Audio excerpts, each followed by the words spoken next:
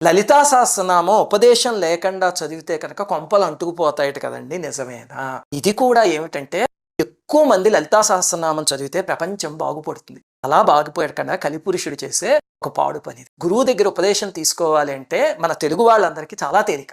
మనకి సామవేదం వారు, చాగంటి వారు, పద్దిపత్తి పద్మాకర్ గారు ఇలాంటి వాళ్ళందరూ గురుతుల్యులు.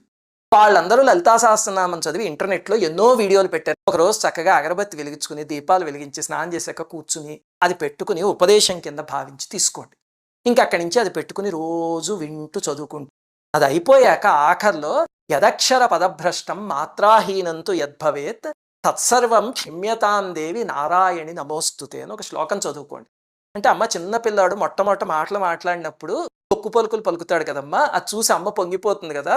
అలాగే నేను కూడా ఏవో తప్పులు చదువుంటాను, నన్ను క్షమించమ్మా అని చెప్తే అమ్మవారు పొంగిపోతారు. తల్లి పిల్లవాడి పలుకులు విని పొంగిపోయినట్టు.